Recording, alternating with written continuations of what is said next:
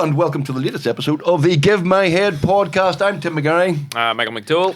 Damon Quinn. Yes, it's the Hole in the Wall gang, Give My Head piece gang, discussing, what do we call it? Comedy and culture in Northern Ireland. Comedy and culture. A couple of things to plug before we introduce our wonderful guest. First of all, the long and the short of it, our history show is on the BBC iPlayer at the moment. All right 4 episodes. Me and David Hume arguing about Irish history. It's on the iPlayer.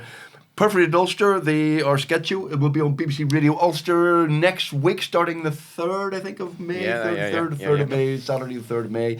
So go and listen to that. We'll be doing that. And best of all, ladies and gentlemen, it says on the leaflet, one last chance to see Tim McGarry, ridiculous. Yes, my stand-up show I did last year, we're doing it for one night only in the Lyric Theatre on Sunday, the 27th of April, 2025. My guest, Connor Phillips, this is called a leaflet. Do you know that? Do you know how that works? That's a leaflet, my friend. What is this?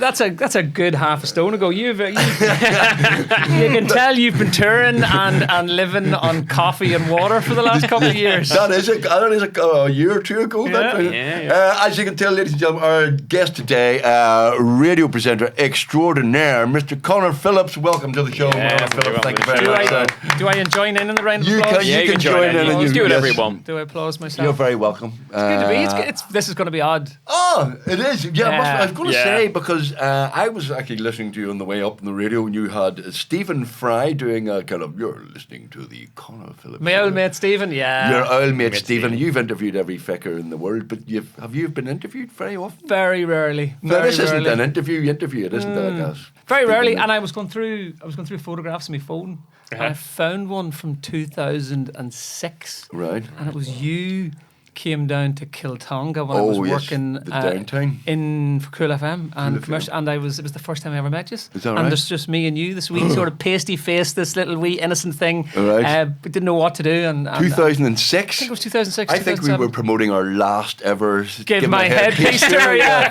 I'm pretty sure that was 6 on his hair was still great. Yes, he looked exactly the same. At what age were you? 12 or something? Something like that. My voice was just as high pitched as it is now. Yeah, because I do remember you on Cool FM. That was where you started, didn't it? Weirdly, do you know where I started? Right, I started doing community radio with Dundalk FM 100, right? In the town of Dundalk, because I'm South Armagh boy. I'm sure we'll get into this, right? Yeah. So you're either Uri or you're Dundalk. You go to school in Uri, you socialise in Dundalk, right? And I was doing acting. I was convinced I'm going to be an actor, right? Right. Queens, did 3 years on the West End as a proper lovely actor with the National Youth Theatre. This is the way I'm going. Buggered off to America for a summer to play a bit of the Gaelic football over there, and come home. And I was met my mum and dad in a pub, and there was a sign on the wall that says, "Would you like to work in radio?" And I was like, "Aye, I'd like to work in radio." It was a community radio station starting in Dundalk, and I did it. They train you up for like a couple of months. I did it for 9 months, and then I sent my demo tape to a load of people. And do you remember Bruno Brooks from Radio 1? Yes. Yeah. He was starting an in-store radio station. You know when you walk into a shop Oh, now? like Asda or something. And it goes, we're a normal radio station, blah, blah. Oh, by the way, if you're in aisle 7, do pick up some kippers. Been there, yeah. So it was the weirdest thing because it was for Ireland. It was called Impulse Live, radio for newsagents and convenience stores all across Ireland. But I had to fly to Newbury in Berkshire every Friday to do the breakfast show on the Saturday and the Sunday, to broadcast back to here, and then come home at the weekend. And then I did that, come home during the week, and then I did that for about a year and a bit. And I went, this is killing me. I sent a demo to Cool FM on a Thursday evening. I got a phone call on the Friday morning. I goes, "Here, boy, I don't know who you are. Do you want to come in for a meeting?" And then that was it. That was when FM radio came into me. Impulse Live music. And they were in shops all across the 26 counties. I think across the island. I think. Well, they were really plugging it hard because that's what Bruno Brooks went on to do. He'd create smaller radio stations and in-store radio stations and the commercialisation of radio in different ways. So, and that was me, and then Cool FM came calling, and then that was it. Because down south there's a lot of radio stations, don't they? A lot of radio stations. They really like their radio. We've been to the Imros a couple of times or whatever they're called, and they used to be called something else, didn't they? And they really, I mean, they're Cork FM, and there's loads of different stations everywhere you go. Every town. Like in a show, they have the Highland. But there's the great thing Highland about Radio. it. But the good thing about it is that they then have loads, and this is why Dundalk FM was where I started. They've loads of little community radio stations. Yeah. And we have that a bit up here. You have a bit, some of the towns and the small cities, they have them. But in the south, they have a lot of those. Yeah, they do. You I can mean, have a crack. you're driving through, just Yeah. Yeah. And you're only FM though. Only Yeah, FM. I like Highland Radio, and they do the obituaries. And they tell you, oh, yep, Connor Phillips, God bless him, is gone. There's a wake. There's a very funny. There's a funny phrase that anybody who's ever listened to radio down south will know this. Like growing up, for me, LMFM, Louthmeath FM, was the one I listened to. But when they wanted to tell you the last person who had died, right, they would go, and finally, but if the presenter didn't put the emphasis on the right part of the word, it sounded like somebody had been sick for a long time. So imagine they said, and finally, the death has occurred of Margaret O'Rourke. And people are listening going, what? Was she ill? Was she? But they meant it's the last one in the segment. Couldn't wait for her to go. Finally. There's an inheritance somebody's waiting for someone. The advertising the wake house, that's essentially Irish, isn't it? That's a good idea. RIP.ie. Yeah. Before it was RIP.ie. And the acting, you didn't bother with the acting then after that, or? I loved it. I really did love the acting, but it was at a time. It's brilliant. I was listening to you talking to someone like Marty from Blue Lights was on here. Yeah, and McCann. I was listening to that and I was thinking, I wish I kind of had been in that era. There's a couple of other people in what do you call the one that's done in Donegal? Oh, Hope Street. Hope Street. Yeah. There's a few people in that. Karen Hassan, and they were in my class in uni. We all came up at the same time. My class in uni was like Lisa McGee. She was in our class. Karen Hassan was in our class. Wow. Diona Doherty was in our class. There is Kathy Pryor, who is basically the costume czar for all of the things that are made here. Yeah. We had an amazing class of people, but they were all kind of willing to go and put the graft and the hard work in. And then I was working in a pub and somebody gave me a chance one night and says, listen, the DJ didn't turn up. Can you go and do a thing with a microphone? And I was like, I'll go and do a thing with a microphone. Yeah. And because I was doing the acting, they were like, you'd be no bother to you. Yeah. And then I worked out that doing DJing and nightclub DJing, and you were getting 3 times what you were getting paid for acting. You know this here. Yeah. Like the acting money was non-existent. I remember my first ever acting contract was here. It was 14 hours a day. Yeah. 6 days a week, and it was £280 for the week. I was getting that like in 2 nights DJing for 6 or 8 hours. So I went over into that world, but I do miss it now. I do miss it occasionally. Karen Hassan, is that the person? Did we kill her? We killed Karen Hassan. Sorry, did you kill poor Karen? No, we got Marty McCann, their murderer. Ah, well. Scapegoat. We did Scapegoat, which was the murder of Patricia Curran. Ah, the famous 1952 murder. So she was very Yes, but that was the night. Yeah, he stabbed her, but what happened on the night we were filming? It's pretty late on. We're trying to film November. Yes. November night in the middle of summer. It's very late on at night, anyway, and we're coming up to the murder scene. So he's supposed to stab Karen Hassan to death. So as opposed to life.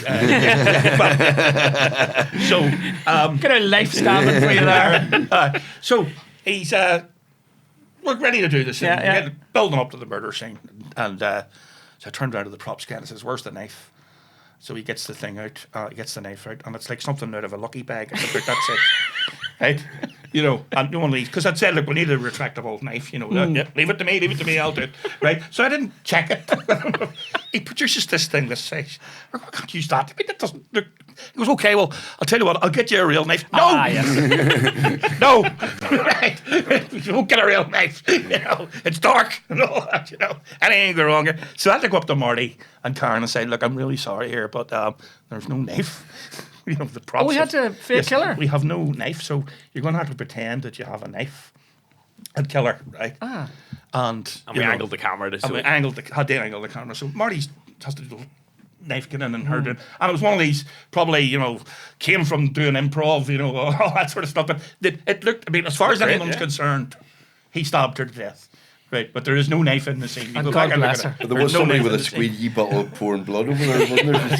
Oh yes, well we had somebody with squeegee, but do the blood thing, you know. So she had like a secondary fake blood thing. Oh, Yeah, whoa. yeah. Now you're very lucky. Karen's a very good actress. Yes. So there you Well, go. She's great. Well, 2 good actors, and we didn't need a knife. Yeah, oh, there you go. Who needs a knife when you get a good So actor? that class was quite a talented class. Brilliant class. Yeah, it was in Queens, yeah.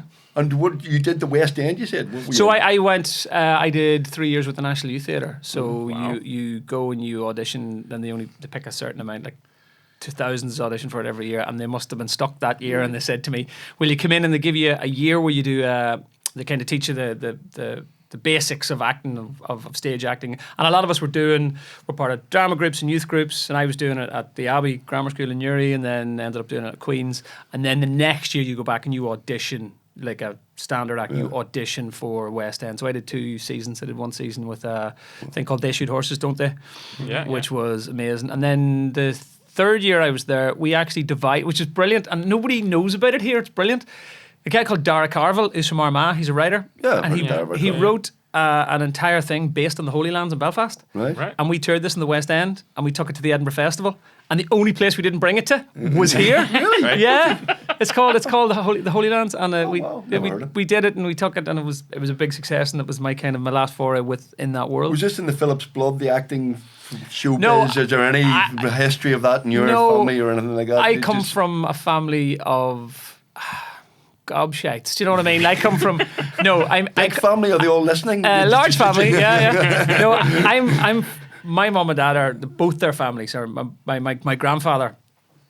Jim Murphy, he was like a local sort of politician. He was the man about town. He was a market trader. Right. He did everything. He was a great personality. Everybody knew Jim Murphy. So Everybody. you're from South Armagh? Yes. Which part? Jonesborough. Jonesborough. In South Armagh, in the parish of Drummondtee. Because if I don't say I'm in Jonesborough, in the parish of Drummondtee, the people of Drummondtee say you don't say Jonesborough, and people in Jonesborough say you don't say Drummondtee. So my grandfather was a very funny man. Everyone knew him. My dad's quite similar, weirdly, on the other side. On the other- Yeah. And my dad's the same. He's always up for a joke and a crack and a laugh. And so I've never any problem sort of standing up in front of people and Right. just Yeah. generally. It's the market trading thing is a big part of it. Like Jonesborough Market was huge. I had my first stall there when I was 8. Right. So my Right. dad had a Stall? stall. It's a proper market stall there from my entire growing up. What was he until- selling? It depended. It changed. So my dad's. South Armagh, was any of it legal? Yes. No. Any of it legal? The Diesel majority of it was legal. Okay, I'll leave it at that. Sorry, that's a cliche. It's okay. I expected nothing less. So my That'll even be a rat joke. No. Insult to the people of South Armagh. I didn't mean that at all. but there was Jonesborough Market was huge. It was like the biggest open air market on the island. And so my dad was a market trader. My granddad was a market trader. My uncles were market traders. My brother, my sister, me. I got my first. We came up here to Belfast. What do you call it? Near Crumlin Road Jail. There's a wholesalers there. Yeah. So I literally had like communion money, and my ma says, "Go in there. We've got a card. We've got the wholesaler card. Go pick out some things, some bits." It was heading up towards Christmas. I got some Christmas decorations. My dad had a stall. He says, we put a wee side table beside it. You just sit there. You put your decorations on it. And then I sold the decorations, made myself a profit. And then that happened. And I stayed. I did that until I was in my... You country folk, you see, you are all that there. Yeah, all a few pounds. 8 years old. 8 years you. old. But that was it. That was the thing. It would give you the gift of the gab. Yeah, I was going to say, is that you? So from 8 years old, you're telling you, That's it. these are the finest bit of tinsel. Oh, don't be buying their Exactly. tinsel. Oh. Exactly what happened. And then I had my dad and my granddad who were very similar. My mum's good crack as well, and it all kind of. And then, so I've never. Funny enough, I was talking about it today. Someone says about getting nervous in front of people, or getting nervous on stage, or getting nervous on the radio or the TV. I've never really had that because if you were confident, ta-da, look at me, you would sell more stuff. Yeah. And then as you get on into university and stuff, I worked in call centres, it was the same thing. Ta-da! And then it was So you started as a Dell boy. absolutely. Still technically kind of am a weaving. Ducking and weaving. Yeah, started talking bullshit, and now look at you you on go. Radio Ulster. Oh, but like, congratulations are due because your show, which is normally an hour and a half, has been moved and has become 2 hours. Yeah, so you're being you'll extended. So you'll have more chances to come on and plug your stuff on the show, I would never dream of which that. you are very welcome to do. And No, thank you. No, that's congratulations. That's a big endorsement. Yeah, so so the show at the minute, it's an hour and a half between 10:30 and 12. as we record, yeah. As I go, you're the sandwich in between doom and despair. Okay. Tim, let me tell you this, right? Tim came in, right? He came in not too long ago, and I get everyone to come in, record a wee liner for me, just saying, hello, you're listening, I'm Tim McGarry, give me some cliched thing in there, and you're listening to the Connor Phillips Show. Stephen Fry has done it, like I said earlier on. You name it, they have done it. All the famous. Ricky Gervais has done it. They've all done it, right? And then we had to go and up a level, and we got Tim to do one. So we recorded it, and he said almost exactly what he said there now. And we had it, and we put it into production to put it out in the show. And we just run it past the editor. So just a heads up, that okay? That work? And they went, I don't think we can put that out. That thing Tim said. Oh, come on. I no don't sense of humour. It was probably a little bit more salacious than you just mentioned there now. A bit more scathing, was it, Tim? We had to chop it. We had and so you may not have heard it on the radio so far. Okay. So you might have to come in and do another one for you anytime. So what did he say?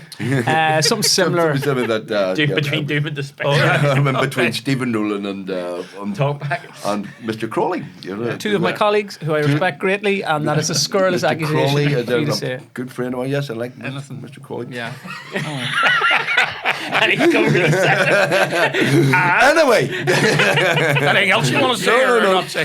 no. So congrats. No, because the show went very well. Have you interviewed Ricky Gervais? He's been on. Yeah, Ricky's been on the show. My old mate Ricky's been on the show. Yeah, he's been on the show. We've had a good 5 years. 5 years, know. we're on it. God, 5 years. Wow. We took that show over in lockdown. Yeah. When me and my producer were the only two people literally in the BBC, like in the radio section. Everyone else was working from home. You and Cameron. Me and Cameron, the great Cameron. Good, yes, he's brilliant. Shout out to Cameron Mitchell, good lad. So he's we just did that, and we wanted to build it to a certain thing, and we wanted to grow it, and we're now at it's the most listened to mid-morning show in the north, and Right. So they're moving near to the afternoons. so they give me an extra half hour, and we want to do something that's a little bit, maybe just a little bit more grown up in places, where we can sort of introduce a wee bit of a news feature here and there, because I love it, because when I'm not in radio, You've done 5. so tonight, as we record this, I'm on 5 Live tonight. Right. I'm on 5 Live next weekend and the weekend after. Right. You know, I love working for 5 Live. I love doing the serious news stuff. Right. People don't. I purposely stayed away from doing news in Northern Ireland. Right. I have no interest in them and us. I have no interest in that. I never have. I don't. Stay that way because it's good for us. Yeah. It keeps using a few pound. You know, use work like that. we do that. Well, we were in England for the best part of 10 years, myself and my lovely wife, and I got involved. We started doing sort of Brexity stuff, politics stuff, you know, I've worked in every single local radio station over in England. I've done all those stations. I love doing the politics stuff, but when I come back here, it doesn't interest me as much. Yeah. I think the people who do it here are amazing. I think they're so incredibly passionate about it, but I never really wanted to get into that world here. Love doing the national stuff. Absolutely love doing the national stuff. So we'll introduce a wee bit of that into the show. It'll be more nationally based stuff. It'll be a bit we'll of crack. still be able to come on and Unplug. Oh, thank God. Give my headpiece wherever it happens to be. Come and see Tim McGarrett's Ridiculous on the 27th of April at the Lyric Theatre in Belfast. Call 02890 381 081. Is that okay? Well done. Yeah, I like that. Well done. Because it was a difficult slot. You had a 10:30 to 12 because that was associated for a long time with the wonderful, great, incomparable, the genius Jerry Anderson. Yeah, that was some juice to fill, wasn't it? Yeah, it's mentioned every single day. There is not a day goes by if it's not an email, it's a text or a voice note, or it's somebody who's on the show. Dead 10 years. Yeah, and it's hard to believe, because we knew Jerry quite well, and what a man. Like, it's what he's left, and we were so lucky last year. We did a whole week of playing half an hour of Jerry. Yeah. Our show started at 10:30. We got the archive people to go and hoke out half an hour of Jerry, loads of different stuff, for 5 days. And it was Monday to Friday, and we just sat in the studio at 10:30. Right, folks, this is a Jerry Anderson special. He's left us 10 years ago. Have a listen to this here. And you could hear a pin drop. Nobody wanted to do any work. There was no computers being typed. It was just people sitting listening to half an hour of Jerry Monday to Friday, and the reaction we got was unreal. So yeah, it was big shoes to fill, but I've really enjoyed getting our listeners. I like the chaos of yours and the kind of anarchy of it, which is kind of a bit Jerry-esque, It's kind of, I get the feeling that it's not entirely planned, the entire thing. The first half hour it is in bits. I know there are bits that are clearly planned. But the first half hour is very much planned. The first 25 minutes is very planned there. So we have to get a guest. We do it in a certain way. But then you have 10 minutes in there, which we just throw out to the listeners. Yeah. They control 10 minutes of it. And then maybe later into the show, there's a bit where we throw it out to the listeners and they control that. And then we'll always leave a wee bit of wiggle room for chaos. Yeah. And if we have to drop stuff, we drop stuff. So that was Jerry was with the thing I listened to. Yeah. Well, there's a guy who's the link to us is there's a guy called Paul Evans who's a producer of Perforated Ulster among many other things, but he was credited by many people, including Sean Coyle, with being the man behind Jerry Anderson, because he was a BBC producer, and unlike most BBC producers, he let Jerry get on with it. Yeah. Because if BBC producers were BBC producers, they would not allow Jerry Anderson to be on. So they'd go, well, what can we see the script for the show, Jerry? And what record will you be playing? And whatever you do, say those words or that word or whatever. And Paul Evans just spotted something about it and said, Jerry, just get on with it. That's it. I have to say. That, I'm lucky that they've kind of... Are you all right with that? We do. I get to control a fair bit of it. Because they kind of, when I started in BBC Radio also, wasn't really planned to be here for this long. Yeah. I came home during lockdown. God bless him, Stephen Clements passed away. He was doing the show. He was a really good friend of mine, and we miss him every day as well. And I had originally, I don't think I've ever said this out loud, I was originally wanted to do Good Morning Ulster. Right. And I was interested in potentially coming home and doing a couple of days at home. Because I'd been in England for a long time, and I was thinking, well, I could fly home, do 2 days, go and see the folks. I was really missing home, and I went in and I said, look, this is something I'm interested in. Did a couple of auditions, a couple of interviews, and they said, we really, really like you. And then in and around that, Stephen passed away, and they put together an incredible team in Good Morning Ulster. And then I was back in England. I was happy back in BBC World. I was working for BBC Radio Manchester and Merseyside and 5 Live and stuff. And then it was like, are you about? I said, I'm home for a couple of days.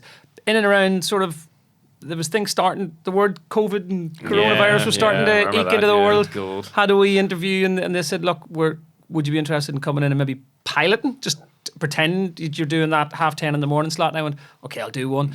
And then it was, okay, would you be interested in it? I'd do a year, and that's 5 years ago. Wow. And then Mrs. Phillips moved back home. We had our little... Right. Our wee man, and you're trapped now. We're trapped, but we always thought you couldn't do it the other way. You couldn't just travel over when you needed to do stuff, which is wrong. Yeah. We travel over all the time. Yeah. We just get in the plane. It's quicker, and people in England don't recognise this. It's quicker for us to get in a plane here, travel over to Manchester or London, than it is for people in England to go from London to Manchester. Because that's a faff. That's a 2 and 3 hours, and trains delayed. Getting anywhere across London is just... It's a disaster. Yeah.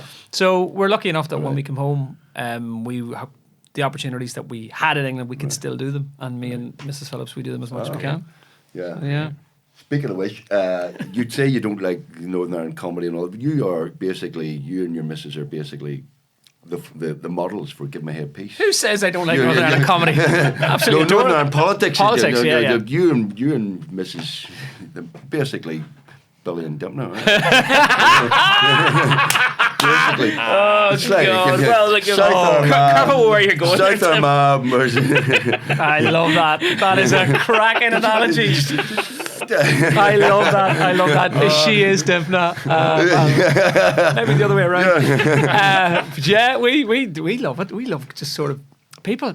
We buck the trend as in, we're that couple of two different sides of the community and all this crack. Not that it ever... No, but I mean, you're a bit later. You're a lot younger than us, so it was less of an never issue. give a shite about anything. But she's Arch Peninsular, isn't she? She's Grey Abbey. She's Grey and Abbey. I'm South Armagh. Ulster Scot. Yeah, she is one of the original Hamiltons. Yeah, as I say to her all the time. 1610. Yeah, we're not on long and short now. Just stop there right now. Dan will talk to you about that later on. Dan loves a bit of Irish history. Oh, I know he does. Boundary Commission Never loves shuts it. up about the Boundary Commission. Oh, Sit up. sure, I tell you what, just boundary 3 o'clock in the morning, up with his wee torch, looking at Boundary Commission stuff. We'll save that for another podcast, Dan. Okay.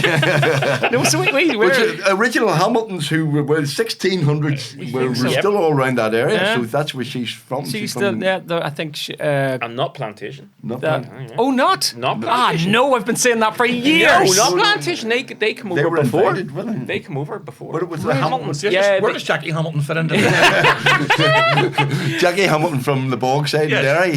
It's actually, I will get a Probably wee related. bit of Irish history. The O'Neill, the guy O'Neill, was trapped in Carrick Conor Castle. O'Neill, Yes, yes. and he's jailbreaked by Yeah.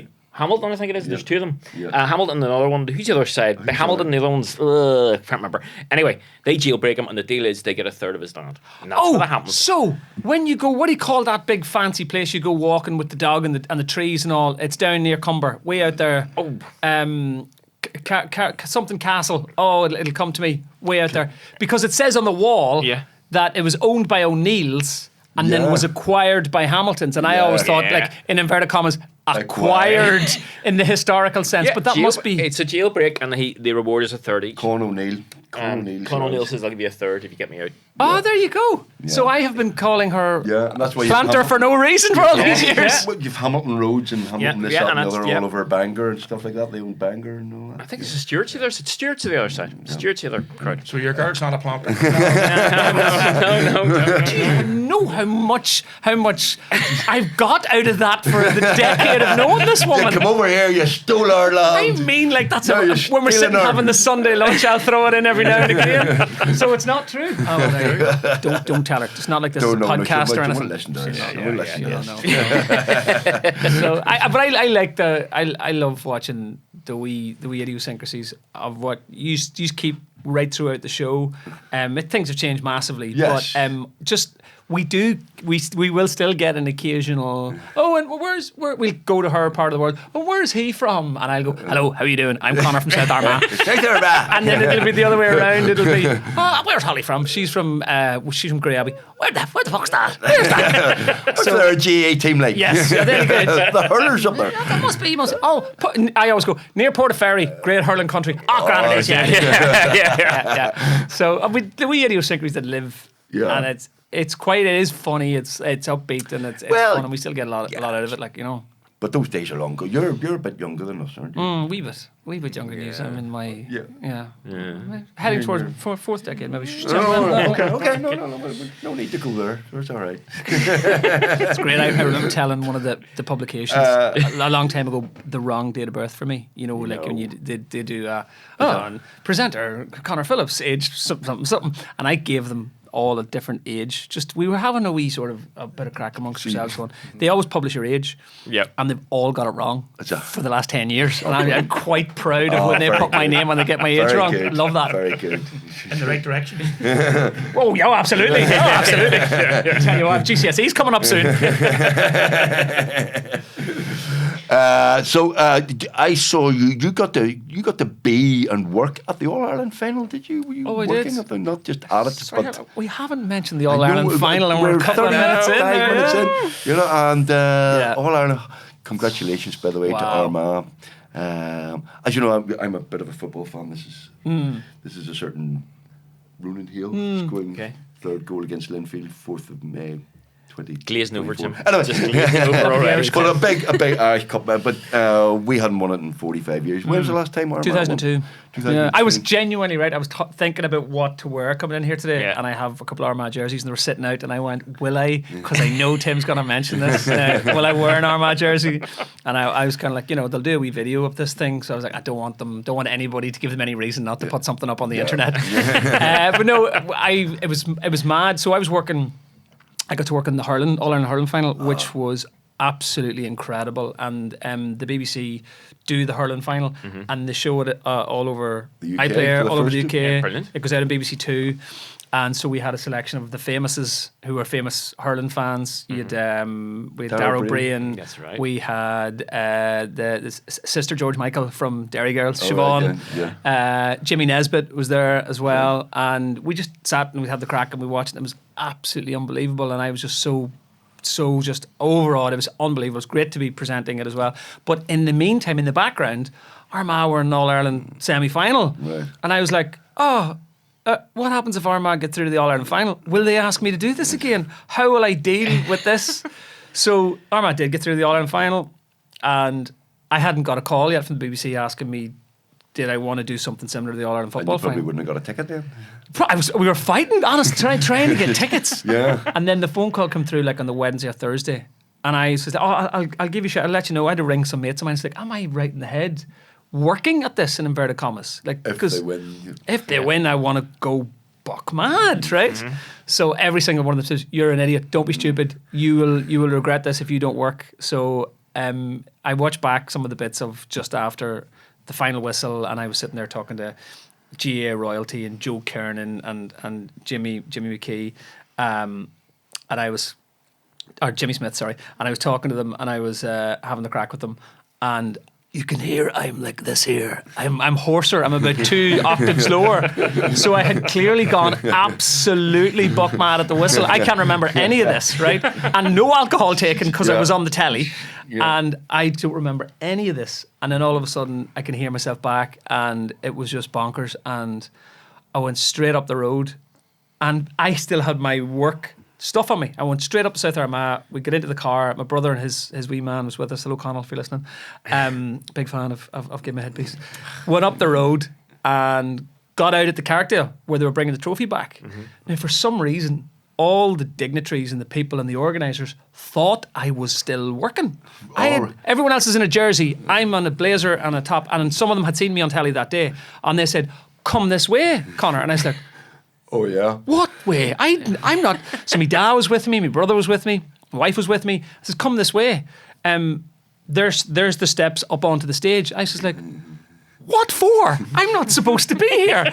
But a South Armagh being a South Armagh man going, I'm going to go with this. Next thing Does you know, anybody want to buy some tinsel? car seat covers was also a big one for us as well. In Jones Market. And actually, I'm on stage and someone gives me a microphone. And I'm like, Oh right, seriously? ladies and gentlemen, it's the Armagh team. And I was like, what the actual hell is happening here? hell? So, Oh, wow. and I got to introduce our club man. So the Carrickdale is technically in the parish of Drummondtee. That's my club. And Aaron McKay, who scored the goal in the All-Ireland final, he was picking up the trophy. And someone says, take the microphone and welcome him onto the stage, ladies and gentlemen. Drummontee's own Aaron McKay, Sam Maguire in the air. And I goes, right, kill me now. This is it. This is nothing. It's not going to get better than this. Never forget it. It was an absolutely incredible, unbelievable. I've said this before. Damon doesn't get sport. When Cliftonville won the Irish Cup, I was in tears. I genuinely in tears. Cried. I cried when we won the Irish Cup. I saw you when you won that league. They beat Coleraine in the Beat League Cup. Coleraine. Yeah, beat Jimmy Nesbitt sitting a few rows in front. Yeah, I was there that day as well, and I nipped down and I went to say hello to Tim. He said, well, how's it going? He was literally like, "Oh, fuck off! I don't want to talk." And he's jumping and hugging, and I was like, "I'll leave it. I'll talk to you when you're plugging something and you're in the bit. See ya. Good luck." Happened to be in a bar in Rostrevor the day of the All Ireland final. And Rostrevor, County Down, Right. obviously not, but still a lot of interest. And but for various reasons, wasn't really watching that. I'm not a massive Gaelic fan. Walked into this bar in Rostrevor, 200 people, and as soon as I walked in, they all went, "Dad, Dad." I thought, fuck, hello, I'm being recognised. All Ireland was all I was going, hello. And, yes, it is I. And the guy at the back said, "We know it's you, nigga. Get out of the way of the fucking TV." Sorry, Lord. Sorry. Oh yeah, the story. Yeah. Remember that story with the guy, the kids waving at you? I love that story. Well, It's a great story. this is when Give Me a Headpiece was really, really big, and everywhere you went, there was people tooting horns and waving at it. And I happened to be in a taxi, in the back seat of a taxi, in the front seat of a taxi, and this other car passes by, and there's 4 kids out the back of of this car that passes by, waving away, and I'm the fella in the big picture. I go, How you doing? "How you doing?" I'm very important. The taxi driver turns to me and goes, Why are you waving at my family?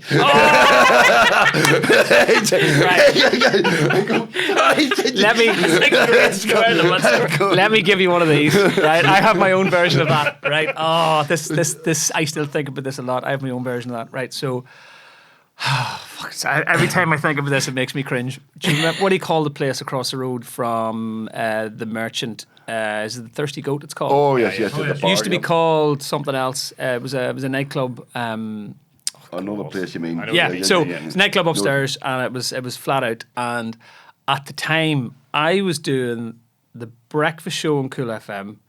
I was hosting a television show for RTE in the evenings called TTV, so I'd be up and down the road. And then I was doing some other telly here as well. So a bit like you. Yeah. You think, like, I'm da. You know what I mean? I'm like, do you know me? I'm the wee annoying prick from the radio, excuse me. So I was dating a girl at the time, right? And we were in that bar. And there was the bar over here, and there was a little kind of almost a little worktop in front of the bar, and then there was another section of it here. So I'm over here in this section of the bar, and a couple of people come up and say, "Oh, you Connor Phillips, how you doing? How's it going?" It was probably before even selfies and stuff. You'd go, "How you doing? Nice to meet you, grand." And the bar was getting busier and busier, and I went and leant on the worktop between the bar and where we were. I was leaning on the worktop, and then people were in the distance, and you can see them pointing and they're whispering. And this girl was with me at the time, and she was like, "Oh, there's a lot of people, looking over here and pointing and whispering." I'm like, "Listen, occupational hazard. Sometimes, you know." I'm also sitting there going, "What the hell's going on?" But listen, ride with this one here. This could work. This could be all good. This could work in my favour. Yeah. So I'm leaning at this bar, and I was loving life, and I was like, yeah. And the crowd, more people going over, and I was like, there must be like, I don't know. Must be big here. Somebody must have said, did I do something on the show this week? And it's just probably 40 minutes of this. And I was like, okay, all right. I was like, oh, shit, said, we better go on here. You know what I mean? Like, I don't want to be tortured. And I swear to God, as I was walking out, I just did an about turn about 45 degrees. And standing at the bar was Rory McIlroy, who had been standing behind me for about 45 minutes. There is not a single soul in that place knew who I was. I was convinced for 45 minutes. Everyone was pointing at Rory McIlroy. It was the time when he exploded. I was like, and every time I see Rory McIlroy, I just go, "You bastard." Fame, fickle fame, eh? Good old fame. And then they give me an extra half hour on the radio and everything. Go on, you'll be fine. And Holly's doing rather well, isn't she? Yes, Holly my lovely wife. Mrs. I did a wee radio thing with her about the criminal records, the bar. She was lovely. She was very nice. Yeah, she's doing really well. She's very busy at the moment. She started off more sport. Is she still sporty, or she? So she would have done. So she worked for BBC Breakfast, yes, and she was their sports presenter. And then there were opportunities come to do other wee bits and pieces. And she was like, I might try my hand at this, try my hand at that.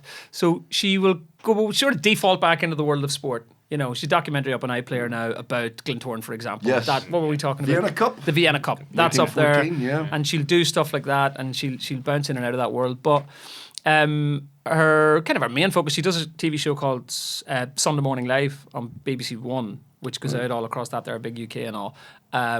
And now she's started being used for Morning Live, which is the one that goes out Monday to Friday.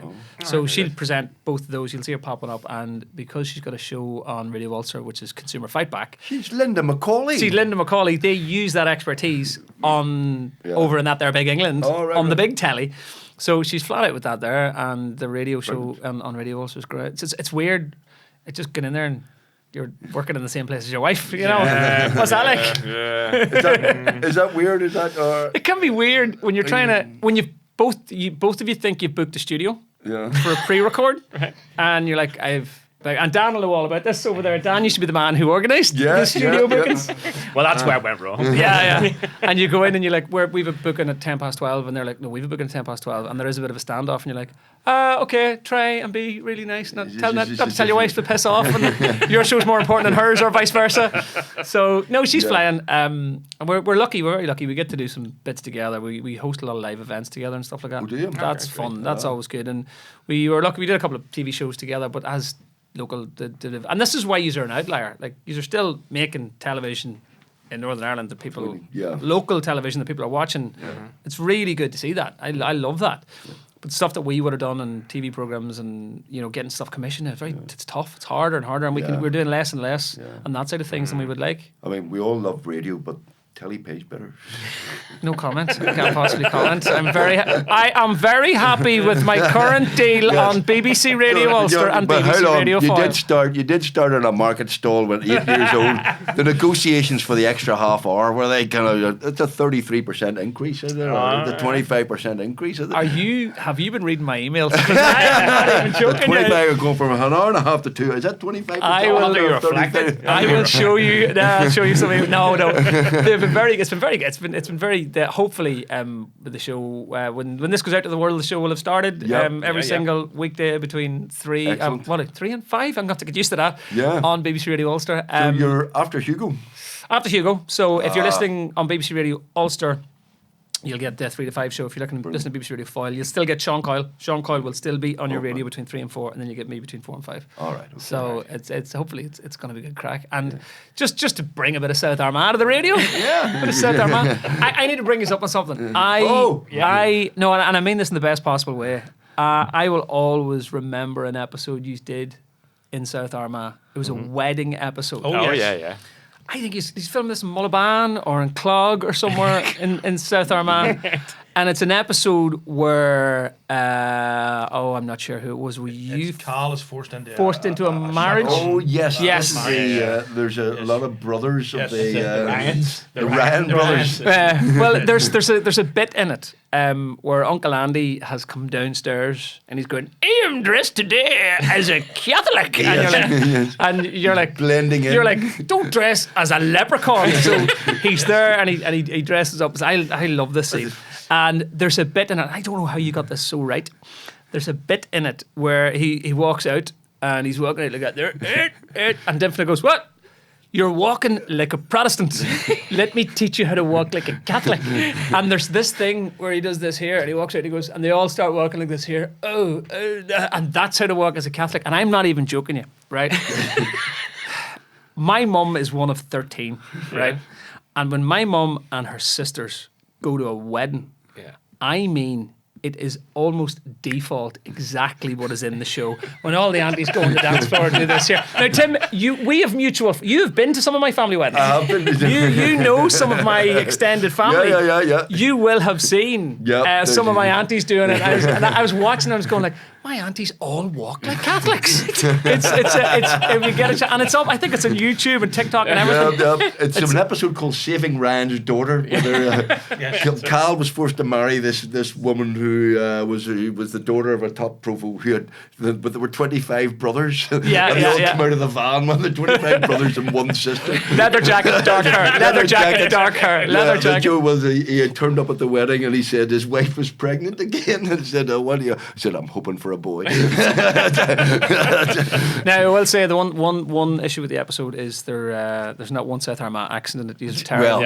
It's terrible. Well, come on, here we are. This is what we sound like. Do you want to be on an episode of Give Me a Headpiece? We could set it in South Armagh. You could do a proper South Armagh. No accent. bother. In fact, we could have Connor Phillips, Holly Hamilton, the up-to-date Billy and Dymphna. That's right. You're determined to get this done, aren't you? Love across the barricades. That's it. And that'll be me back in the world of acting again. Yeah. But it's I always think of it whenever I think of Give Me a Headpiece. I always think about that episode, and I think I have a fair idea where it was filmed as well. I think it was in a church in Mullaban or something like that, because I can see a mountain in the background. I think you're wrong, I'm afraid.